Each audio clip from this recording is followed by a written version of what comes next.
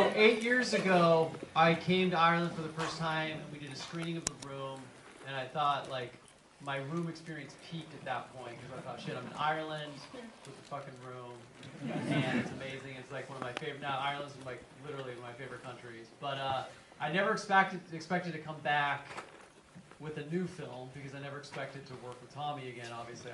After making The Room, I figured I should quit while I was behind. And a lot of things transpired. When I was here 8 years ago, I had this idea to write a book about my experience, and I was talking to Anthony and Fionn, who were hosting me. I was like, hey, what do you think about these stories? They're like, yeah, go for it. So anyway, I started working on the book, which turned out to be The Disaster Artist, which a film I'm very proud of. It went on to win a Golden Globe and get nominated for an Oscar. But at the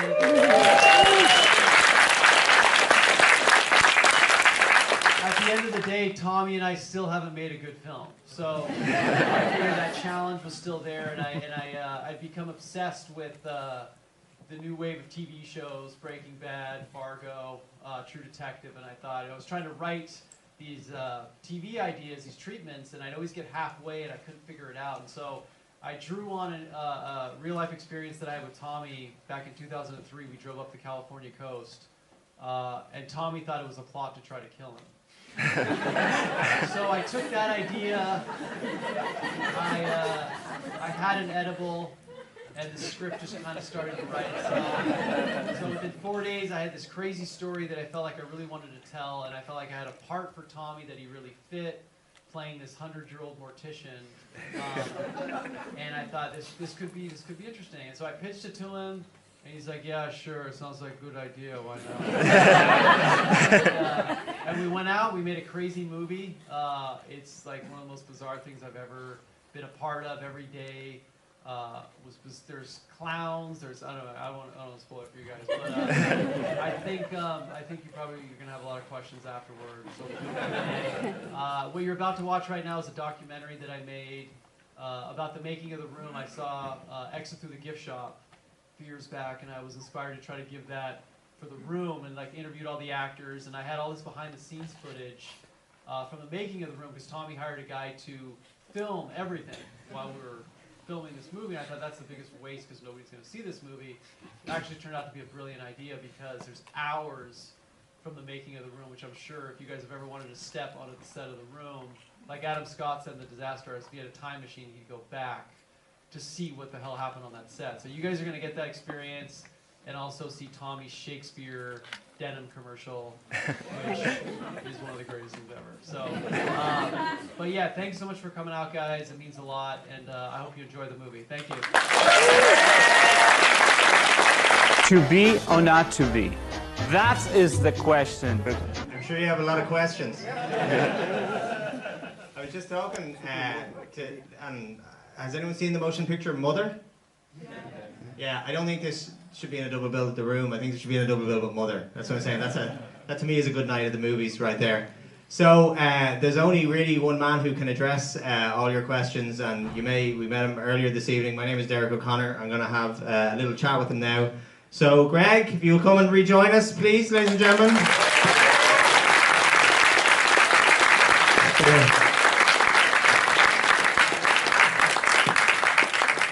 There will be a standing ovation, Greg, but it will come at the end, not at the beginning. So now you can see I really did have an edible, obviously. And that little teaser you see at the end, that's not the movie continuing. It's a foreshadowing kind of what's coming in part 2. So as you can imagine, part 2 might be pretty crazy. And that cowboy, it's not the whole breast cancer thing. He's actually a character in part 2. So. That's it. So the first question, I suppose, can we see part 2 right now, please? God, we're close. Probably in September, we'll do something with it. We had a little chat beforehand, and the thing that I was saying that is and I love the film very much, that is great about it is that there's a particular magic to The Room, and I think that everyone would agree that it's quite unlike something that they've seen. And I think that this film manages to do, it really satisfies, there's nods to The Room, it channels The Room in moments, but at the same time, it's a completely different experience. So when you went into this, because again, there's a different dynamic at play here, where you're you're the Tommy this time out. You wrote and produced it, you know. Were you aware of satisfying expectations? Because the legend of The Room continues to grow, and it is unlike a lot of other, there's still people, like more people will find the movie through The Disaster Artist than even, you know, people are still catching up with it. So when it came to this, you know, you're bringing that film's baggage, you're bringing Tommy's and yourselves dynamic, which informs the film as well. Or did you just have to get rid of all that and just try and make a good movie? Yeah, I think at the end of the day, you needed to try to create something totally different. You know, I think that's what worked with The Room, is you had somebody who was putting something on screen that none of us could have ever imagined could exist. And I think that's why people respond to it. So with this, it was just about going out and making a film that you were sincere about, and making sure you didn't try to recreate The Room, but try to give the audience a new experience. So talk us through, you know, this film was partly inspired by a road trip you guys took. Yeah, in 2003 we went up the California coast, and Tommy thought there was like some secret plot against him, and so I kind of pictured, what if that really was the case? How would it go down? And so it kind of started with that, and then my brother, who's a dentist, was telling me about this business that was happening where dentists were selling their scrap and making a lot of money because the price of gold and silver had gone up. So he gave, all the teeth you saw in the movie were real. He bought me a bag from Greece that was shipped in. So I know that's extra disgusting. But, that was the most important question, was where the teeth, where the real teeth, so yes. As authentic as it gets. So Yeah. I thought that was a really interesting business, that dentists would make more money doing that than dentistry. So I just slipped that in somewhere. So you've taken, and that's the thing, you've been on this amazing journey with The Disaster Artist, you know, in terms of something that was entirely yours. This book became this film that was then adapted by somebody else. Did you feel empowered creatively that you could then step up and go, well, look, this time I'm gonna, like, you know, because you're primarily an actor, but now you're stepping into not only a writing role, but a production, you know, a production role on this one as well? Yeah, I thought that was really rewarding, because when I wrote The Disaster Artist, it taught me a lot about, you know, the power of completing a project, because I never really done that before. With The Room, again, I was kind of part of something that I didn't think anybody was going to see. And then with The Disaster Artist, it was kind of like my first chance at doing something. So once I learned how to do that, and how important it is to have a collaborative medium where you have a group of people helping you make something, it was exciting to try to go in that direction, write a script, and make it, you know, make it happen. So yeah, I mean, I was just excited to try to do something new. So this is a different, talk us through the production of it, because you have, you know, recognizable faces this time out. There's people like Paul Scheer, who, does anyone listen to the podcast, How Did This Get Made? Have you heard that one? Yeah. So yes, good, you know, so there's people who are now coming to you because they've seen The Room, or because they, you know, they want a piece of that Greg magic, for lack of a better expression. How was that in terms of, how did it all come together? Like, is this you know, in terms of raising finance? Because presumably, that's the thing, from The Room, people are going to come, and particularly now in the wake of The Disaster Artist, are going to want to be in the Greg and Tommy business. So did you decide with this is going to be mine, I'm going to do this myself? How did you raise it? How did you put it all together? Yeah, I mean, once I had the script together, it was just about, you know, the excitement of making this film happen. And so a lot of the actors in the movie were just friends of mine. Like, I'd known Paul Scheer for quite a while. I did his podcast when I first started working on the book. So we kept in touch, and then he was in The Disaster Artist, and I thought, how perfect to have him, you know, in the trilogy. So he was down to do it. James Franco was supposed to play a part in it. He was supposed to play the scrap dealer, but instead his producing partner, who produced The Disaster Artist, ended up playing that part, and that's why I think he and Tommy had such good chemistry, because they had argued so much over the phone. Yeah, they just stepped right in and did it. And then Dan Platzman from Imagine Dragons did the score, which was very helpful. So we just had a lot of people that, you know, had seen The Room, that were passionate to help us, and I think that's the most important thing in getting any creative project done, is having that support, you know. And so we had some, you know, again, and Paul Scheer was, I really liked Paul Scheer in a serious part. I thought that was fun to see him in that for a change. And then when it comes to, like, Tommy, he brings his particular Tommy magic. I was saying as well, I feel like the third star of the film is Greg's amazing beard, which nearly steals the show in the early. There isn't a beard wrangler credit on the film, or? No, I mean, my mom said it best. She said it looks like you just went to like a forest and hacked a bush and just threw it on your face. Beautiful. So yeah, when it comes like Tommy this time, he's an actor, but at the same time you can't help but look at what he does in any given scene, and you feel like he's, even how much does he stay on script? Because again, he has that particular magic of looking like he's just saying the first thing that comes into his head, and so how much of it is allowing that space to let him do his thing, and how much of it is you going, now say the lines, or that he's going to do his thing? Well, it was all about like writing a part for him that he could step into and not get bogged down with trying to remember this crazy dialogue. So it was very much written in his mindset. Mm-hmm. So like we would be rehearsing, and he'd be like, "Oh no, I want to do the line the same way." "Oh yeah, that's the line." So it was almost like he knew the script just by thinking in that situation. There was a scene, like the Chinese food scene. I don't know where that came from. So he ad-libbed a bit there. Pick one scene and say you don't know where he came from. It's just in every scene yeah. But I mean, for the most part, he stuck to the script, or at least in the ballpark of what we were trying to do. And how has, again, this is a very unique in terms of the success of The Room is a thing unto itself, but also the one thing about The Disaster Artist I feel is that you as the first time having your book adapted, it's a very faithful adaptation of the book. It takes certain liberties, but the spirit of the book is there, and you guys were fundamentally involved with the film and everything. How has that experience been the last couple of years? Because you make reference, I think, to in the book, years and years ago, seeing the Golden Globes and being at such a remove from the Hollywood world, and then years later you're at the Golden Globes because The Disaster Artist is nominated, and all of a sudden you guys are, kind of front and center. It's the most kind of roundabout route to mainstream Hollywood embrace. And at that point, you guys had gone through the whole thing of wanting to embrace Hollywood, and in the end, Hollywood embraced you. Do you know that way? And without, it met you and it appreciated what you had done. So how has that been? Suddenly when you go there, and I'm sure you're meeting, what was the weirdest encounter where you had somebody super duper famous come up and start throwing lines at the room from you? Tom Hanks came running up, and he said he had seen The Disaster Artist and really loved it. Oprah as well. Daniel Kaluuya from Get Out. But it was funny because they would all say how much they love The Room, or how much they love the movie, but Tommy kept thinking they meant they love The Room. And I was thinking, they're talking about The Disaster Artist.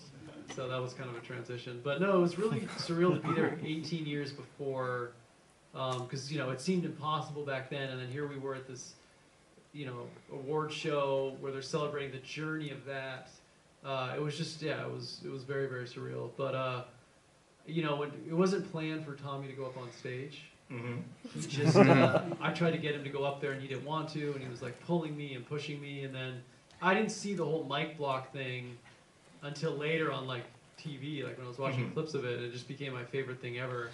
I just thought how perfect that he would actually go for the mic, before James even spoke. I thought this is just a perfect way for this to happen. And how, because I see, reading interviews and stuff over the years, there was times when you guys, you were very much involved when you were making the movie in that initial period, and then you were kind of reunited over various screenings and events, but there was time over the years when you hadn't been seeing each other all the time, and then I suppose in the last couple of years you're now collaborating very closely. How would you describe your relationship? How has it evolved over the years, and how is Tommy, now that he's essentially everything that he believed about himself has fundamentally come true? Which is the most terrifying and brilliant part of the whole thing. How have you guys changed, and how would you describe your dynamic? It's weird. I feel like so much has changed, but nothing has at all. It's still the phone call every day, or the text, and just kind of, it's that kind of bizarre, unique dynamic, because the friendship is so unorthodox. None of it, people always say, it doesn't make sense. Mm-hmm. So I just feel 20 years later, it's still very much the same. Even after everything that you've gone through, you think it would have evolved a little bit, but I think it's just 20 years later, basically a different version of that. There's still a lot of mystery there, which I think is what's interesting about the whole thing, is you still don't know so many things. he'll say, oh, where'd you get your money? He's like, oh, I work really hard. He's just sold yo-yo, and I make bag of money. It's like, okay, so you sold yo-yos, and that's how you got buildings and millions of dollars? Yeah, that's part of it. So it's just one of those things. It's like, it's almost like not knowing everything makes it even more interesting. And say how you've come back together, and this is the thing, is that you've got a trilogy, like any screen icon, you now have your trilogy. And we've got part 2, so then you've got your quadrology, which is always important, even better than a trilogy.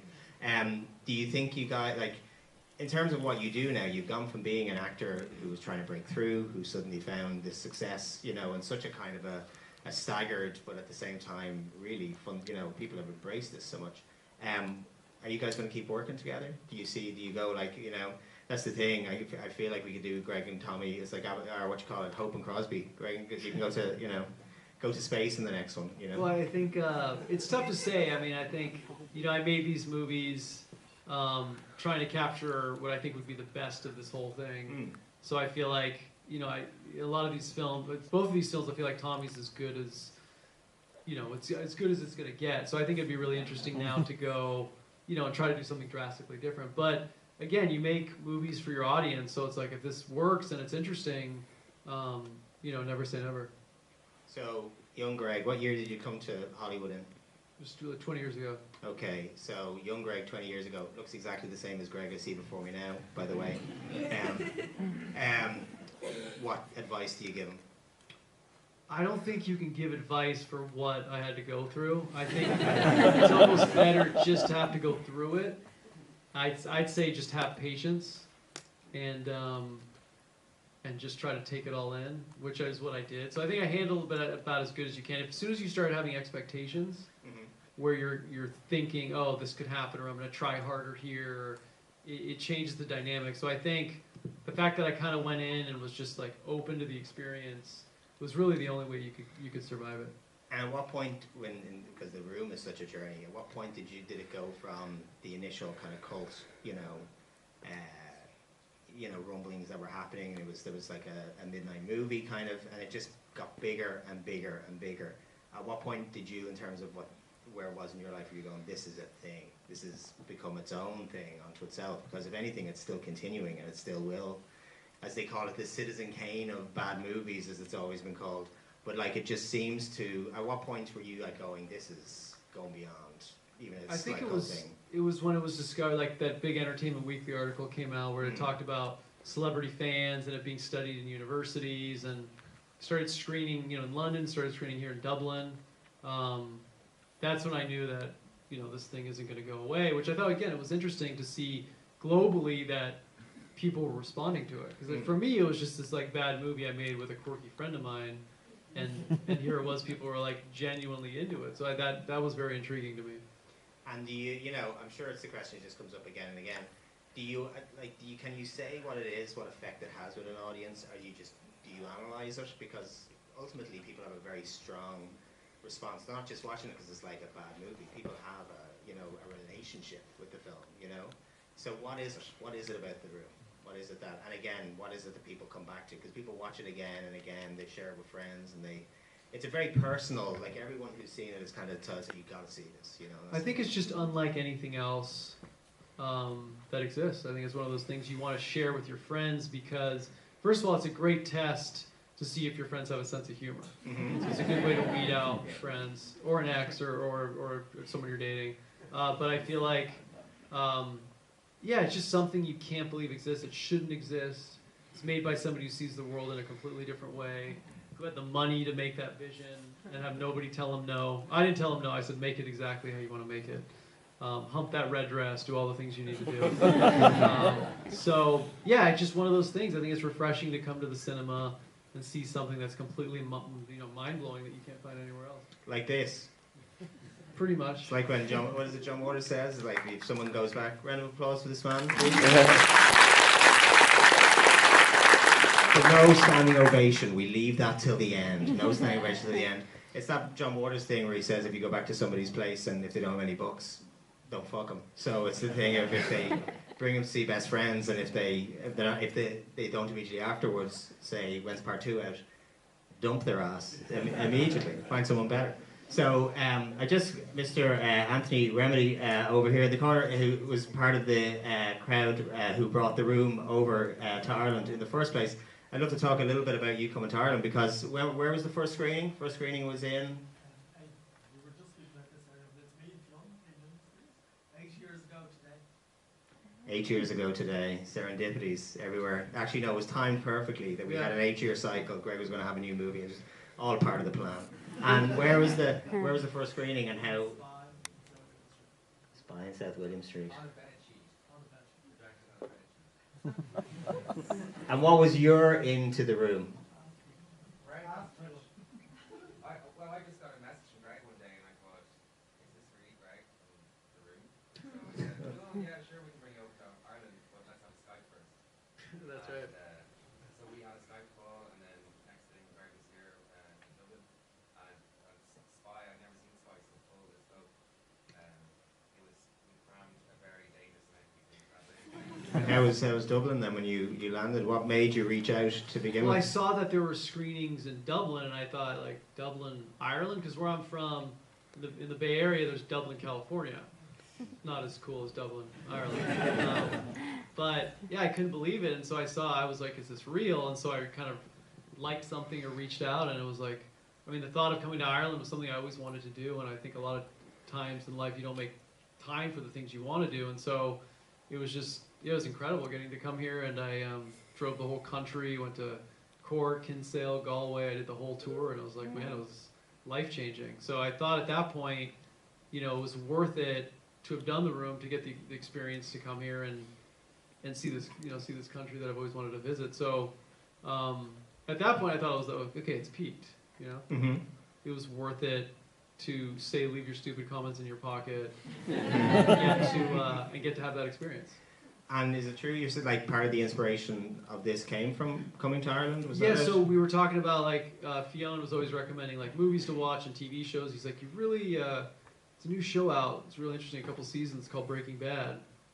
And I was like, yeah, it's like this chemistry teacher. I saw like the cover, I was like, yeah, maybe someday I'll check it out. And so a few years ago, I started watching it, and I just couldn't stop. And I was like, damn, Fionn was right. So I became so obsessed with Breaking Bad that I wanted to try to write something along those lines. And for some reason, Walt and Jesse kind of reminded me of Tommy and I. Who's the Walt, who's the Jesse? That's the question. That's a good question. A little bit of both. So yeah, so I ended up making this film that part two, as you can see in that teaser, does kind of start to venture out into the desert in Arizona, not too far from New Mexico. So yeah, I mean, again, it's great when you travel, you meet people, you get more inspiration. I think it's all about kind of refueling your creativity. So coming here was life-changing in a lot of ways. So you've also guaranteed that the spoons thing may eventually rescind, where you're now going to get people throwing lemons at you. You're going to get crazy clowns. You know, you're going to have people rubbing the dollar stuff at the end. Yeah, you picked up all the key details. God. And also it's going to, like, this future Halloween outfits aplenty. That's all your Halloweens. Just we'll be back here next year for part two, and which will be a dress-up screening, so you can come as your favourite. There'll just be a row of lemons. Just here, third row, just be lemons. So I'm not saying that some people who are in this room tonight will have their wildest dreams fulfilled and will be able to actually be in the room. But I'm saying that some people here tonight will have their wildest dreams fulfilled and will actually get to be in the room. But I don't want to jump the gun on that one. Does anybody have a question for this fine gentleman here? We'll take this one, and I'll take this one, and I'll take this one. Oh my God.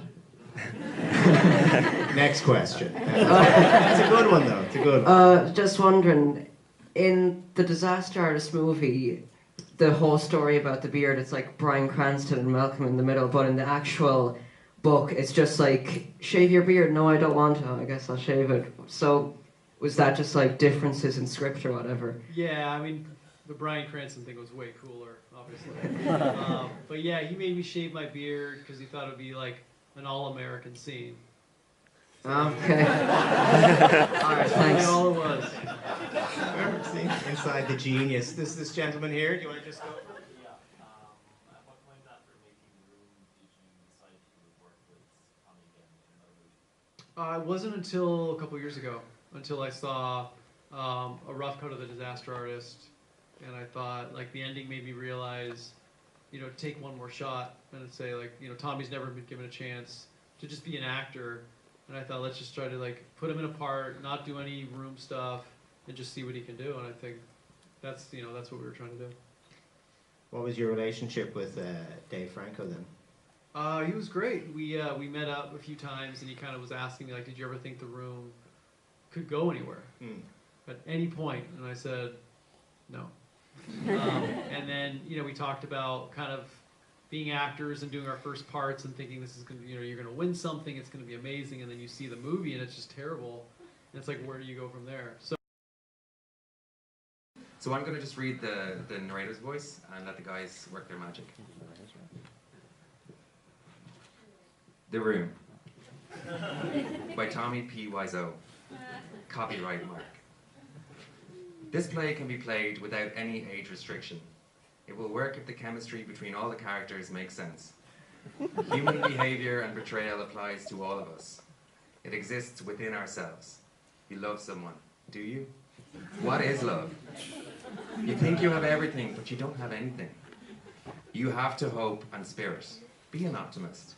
But you can handle all your human behavior or others' behavior. You don't want to be good, but great. The Room, Act 1.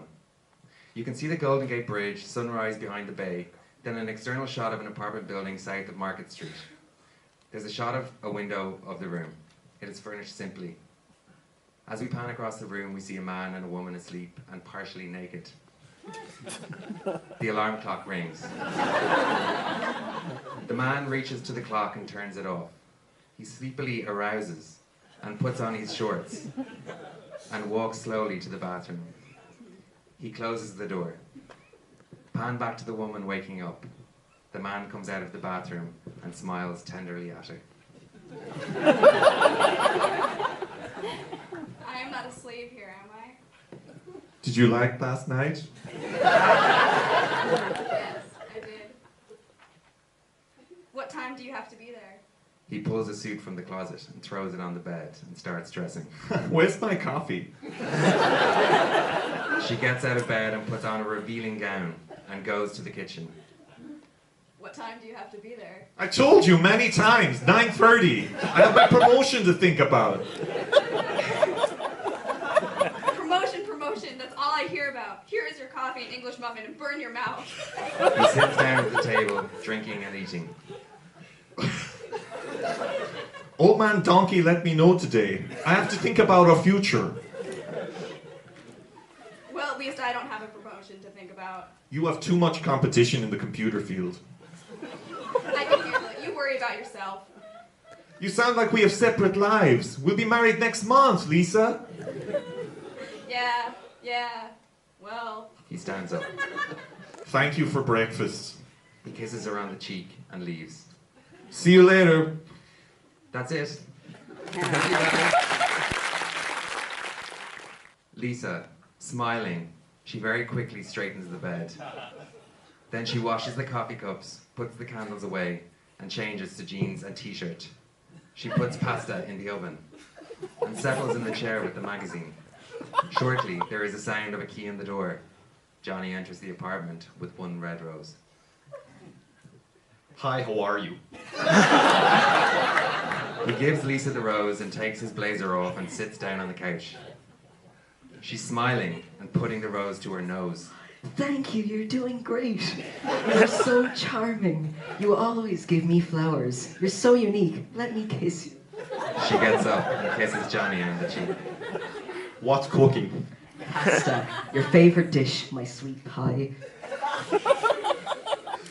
You're awfully happy today. What's up? Did you get the client? I called a dozen clients, but no one needs my service. It's very tough. Do you feel like eating now?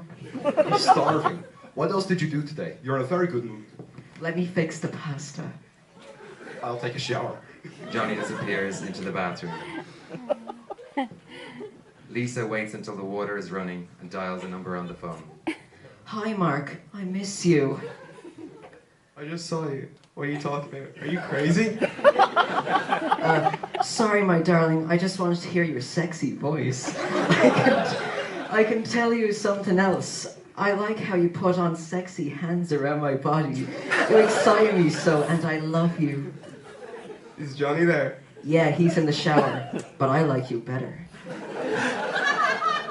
But I don't understand you. Why do you do that? Because I love you. Sarcastically.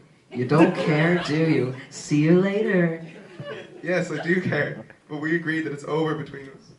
I understand. I'm with you. It's our secret. I still have feelings for you, but I guess you don't care. Yes, I do care. Don't drive yourself crazy. I have to go now. See you later, my darling. Don't call me that. Okay, bye. Bye. Johnny comes out of the bathroom with a towel around his middle and goes to the closet.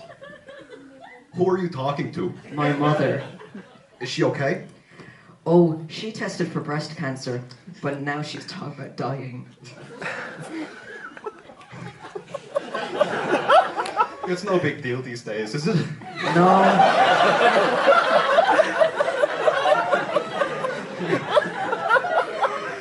No, I'm not worried. She's preparing dinner and putting everything on the table. Dinner is ready. They sit down to eat. What happened last night? I don't remember anything. Did we make love? You don't remember? You poor little thing. You don't remember when you hit me? Johnny is yelling. Hit you? I would never do that, even if I was drunk. You must be kidding. It's not true, is it? Do you have a bruise? Yes, it's true. They are eating. I will never drink again. I feel sick. I can't eat anymore. He's pushing his plate away. I'm strong, but don't worry about it. I need some money. I have to buy a new dress. How much do you want? Around $300. Why so much? He pulls out his wallet and hands her 3 $100 bills.